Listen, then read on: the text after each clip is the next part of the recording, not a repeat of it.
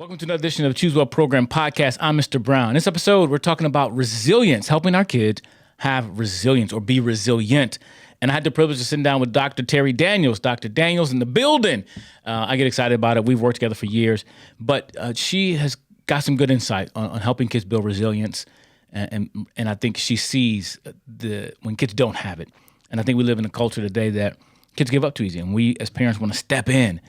And we have to be careful stepping in too soon, too early, and let them sometimes struggle, which is hard. Believe me, I'm a parent. It's hard to see our kids struggle, but we want them to build that muscle, that exercise that muscle of resilience so they can be strong one day and fly, like the illustration of the bird, Anyway, check out this podcast. Thanks for joining us. And please visit our website, thechoosewellprogram.com, for more information about what we do. Check out our store. Get a 20% off merch of our store merch by using the code Oh yeah at checkout. 20% off and limited time. So do it soon. Get a Consider Others shirt, a Choose Well shirt, so we can support the message of choosing well. Because when you make better choices, you live a better life. So choose well. And choose well and continue to watch this episode of the Choose Well Program podcast.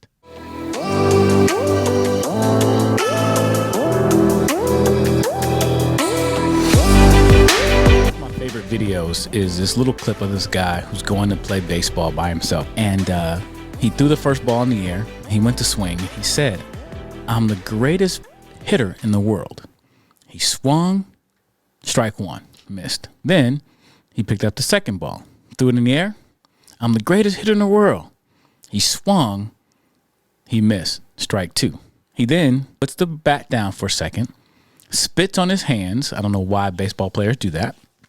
He turned his baseball cap around. He took a deep breath, threw the third ball in there and said, "I'm the greatest hitter in the world." And the video just depicted it real well because then he goes into slow motion and he swings and strike three. He sits there. All of a sudden, a smile gets on his face, and he says, "Wow, I'm the greatest pitcher in the world," because he struck himself out. And I think of the video is really about optimism, like being optimist. But that is also, to me, a picture of resilience. The fact that he kept swinging, right? And he didn't beat himself up for being struck out. He kind of flipped the script and said, "You know what? I may not be the greatest hitter, but guess what? I struck myself out. I must be the greatest pitcher." But I think of the idea of resilience, and I think that's something that is somewhat innate with kids, but it's something they also can build. It's something I think kids have this resiliency about them, but I think we can help them build more resiliency in life. So I'm going to read the definition of resiliency, and we're going to talk about this idea of resilience. Resilience, the capacity to recover quickly from difficulties or toughness. Also, the ability of a substance or an object to spring back into shape. Elasticity? There you go. You're close. Elasticity. Yeah, that word. So, as we talked before we started, there's something I don't like about that definition, but what do you think about that definition of resilience? It doesn't quite hit it for me either, because I think when I think of resiliency, I think of overcoming something and continuing on. And because you overcame whatever it was, that difficulty, you're stronger for it. That the ability to overcome it, not only did you get through it, but you became stronger because you overcame it. You're able to continue. You became better after the situation. Yeah. I guess when I'm thinking of it as for students or kids to build resiliency, we want them to have that skill. We want them to be resilient. We want them to be strong. And strong, I mean that they don't give up when they're knocked down. Again, we all face difficulties. That's life. We're going to face them at some point. Talking to parents, I think our natural reaction is we don't want our kids to suffer. We want it to be easy for them. We want to take that burden away from them. I didn't feel that from my mama. Well, she built you some resiliency there. Yeah, I see it more and more and more, and it's maybe in a particular parenting style. I think it's natural. We want to protect our kids. That's natural. We want them to be safe. I remember you telling a story, Mr. Brown, about, even with your own kids, it's kind of scary when you let them take that first ride on the bike down the street or you can only go so far down the block and turn around and come back because going past that might be a little scary. And biking is a great illustration because my kids like bike riding. Just the other day, me and Evan went on a bike ride, just the two of us. And it was so funny watching him just go.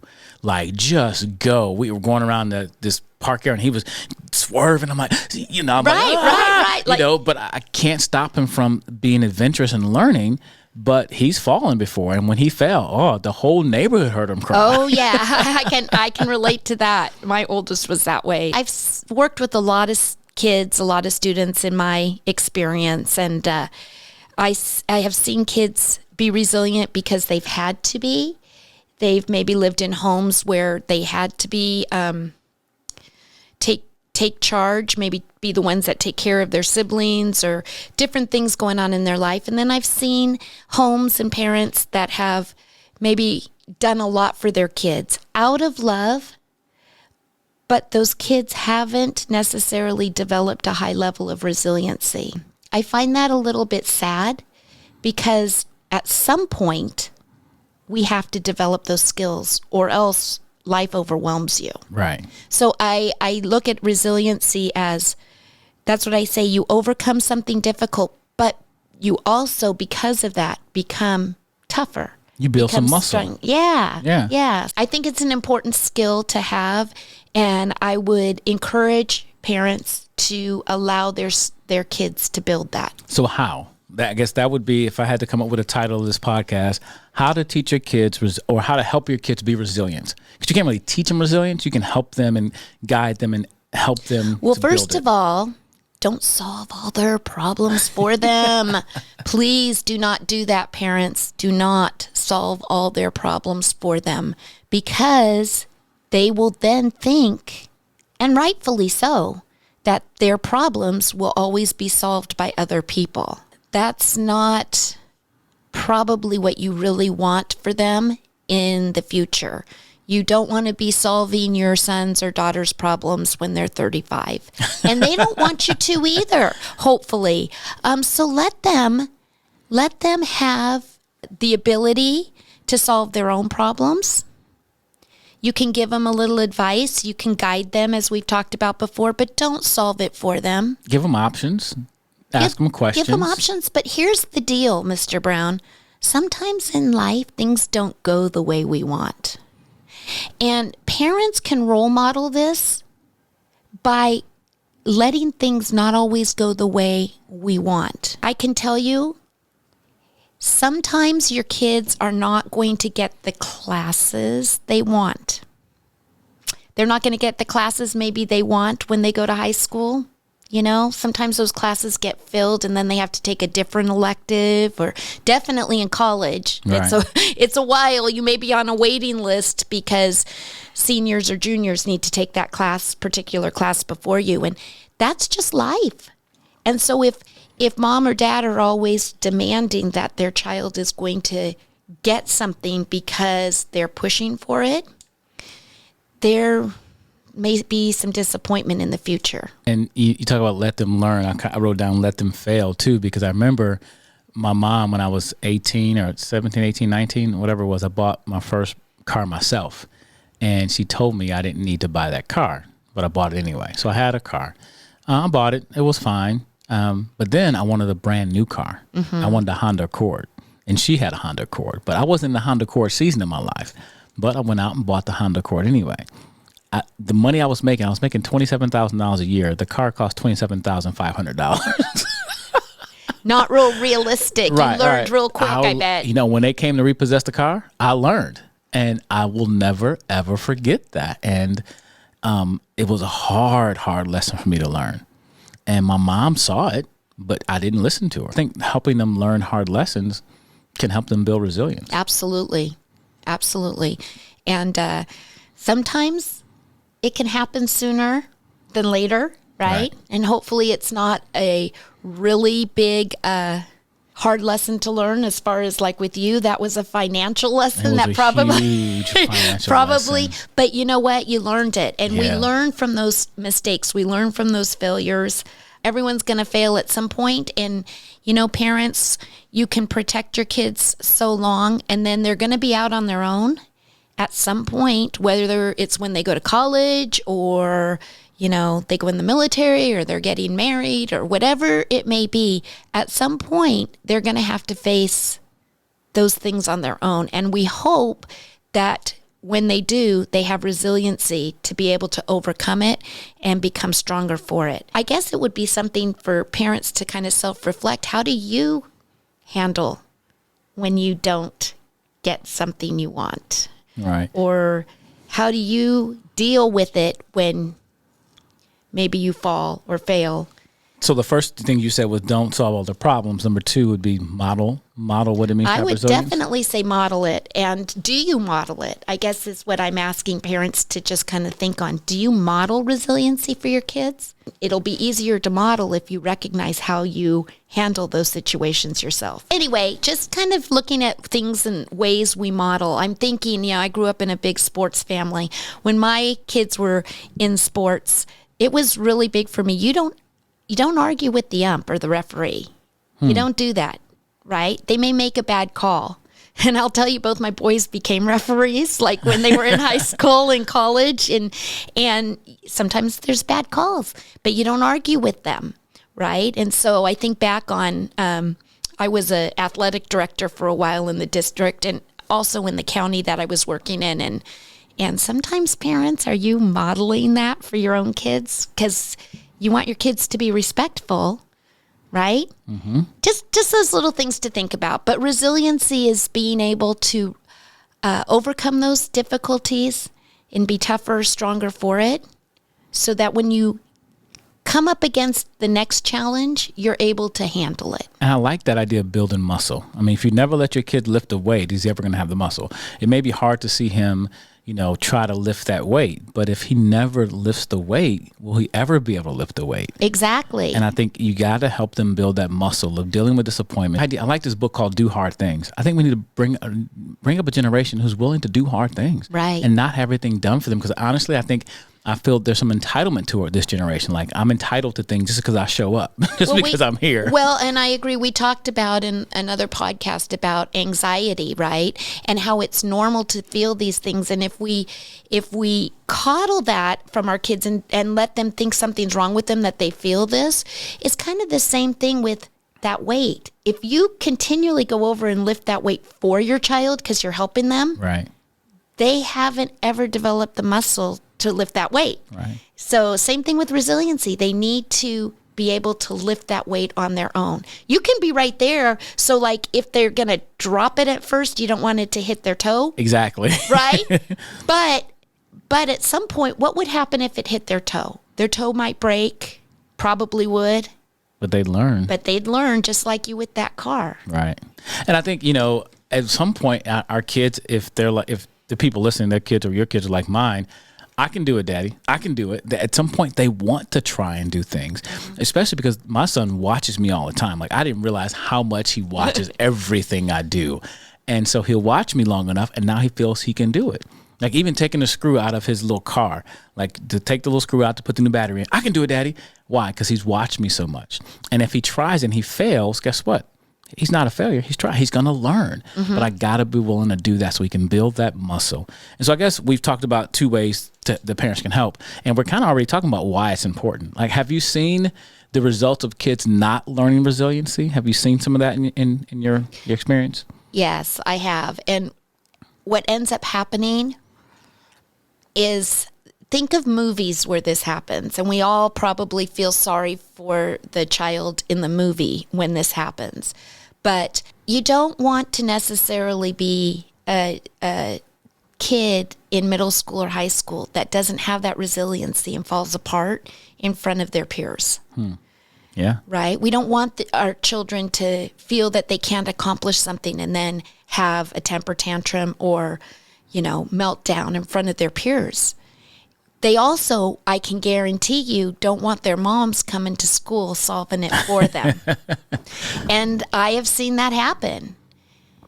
I have a friend, and if she's listening to my podcast, I love you dearly. But her son was engaged. And the girl broke it off. And Mom went over to that girl's house and confronted her. Bad move, Mom. Bad move. Because what does that look like? And I know she was upset and she wanted to, stand up for her son, but her son didn't need her to intervene in that situation, even though she felt like she needed to say something. Just remember, it's not about you. It's not about us fixing it for them. Sometimes we have the best intentions and we've made it worse. I remember even being in school, and it was like third grade, and still friends with the boy that this happened to. We get together every so often, and so we can joke about it and talk about it, but it was devastating for him. Another kid punched him on the playground. It was not okay, but the mom came in and yelled at the other boy in front of everyone in the class. Terrible, terrible thing that happens, but it happens. I've had parents where I've had to say, you need to leave campus now because you can't come on and yell at another person's child. But we remember that. We were all like in third grade, and we remember that his mom came into the classroom and yelled at this other boy, and he was devastated. So the mom was trying to stand up for her kid, and that's admirable, but that doesn't build resiliency and actually probably backfires on your good intentions. So parents, I would just say, think about that. It's our natural, especially as mamas. We want to, be the mama hen and protect our little chicks, but we got to let them experience life even when it may be a little tough for us to watch. That goes back to the video I made about give them space to grow. Give them space to grow into themselves. And I don't know if the story is true or not, because I'm not a farmer. I've never seen this happen, but I remember hearing a story growing up about a chicken coming out of the egg. And they told us never to, if we come across, a bird trying to come out of the egg, and never to help it, because the bird needs to use its muscles to peck itself out of the shell so it gets strong enough to be able to fly. That is exactly true. And so I think about that when it comes to building resilience. You see your kid struggling, let them go through let them build that muscle so they can one day fly. And for some of you parents, get out your house. No. But like I said before, we want to help to love, lead, and launch our kids. We want Absolutely. to launch our kids. In order for them to launch and be successful in life, we got to help them build some resiliency, build some muscle to deal with the difficult things. And the one thing I didn't like about this definition that we looked up on a dictionary was it talked about the word quickly. Like, I don't think, overcoming things has to be so quick all the time. It says the capacity to recover quickly from difficulties or toughness. I don't think it has to be quickly. I think it just needs to be recovering. Like, you need to be able to get through tough stuff so you can build that muscle and continue to grow. I would say, parents, we give our kids two things. We give them roots and we give them wings. Okay, so you're giving them that foundation, but you also want to give them those wings to fly. So part of that, you can't fly for them. You can't fly for them. And if you crack that little egg, they're not going to have the strength to do it themselves. Resiliency is helping them to do it themselves and gain that strength through the process. Even if they don't want to do it sometimes. Most of the time, they're not going to want to do it. You know why? Because it's easier if mom and dad do it. It's easier. It's easier in the short term, but not the long term. Absolutely. So let them fly so you can get out your house. No. Yeah, exactly. Give them roots, but give them those wings. You'll want them to leave someday, I promise. Right. You want them to leave, but be successful. Help them to build resilience and help them to do hard things so they can grow and be the best people they can be. Thanks for joining us for this episode of Tuesday Program Podcast. We talked about resilience. Hey, join us for another episode. If you got an idea, you got a topic you want us to talk about that we haven't talked about yet, or we can revisit, visit TuesdayProgram.com and leave us a message. Tell us what you think about the show. If you're watching us on YouTube, leave a comment in the comment section. We'd love to continue the conversation because it's all about choices. We believe this. When you make better choices, you will live a better life. And our desire is to help schools have better school cultures, one choice at a time. So join us for the next episode of the Choose Well Program Podcast. Oh, yeah.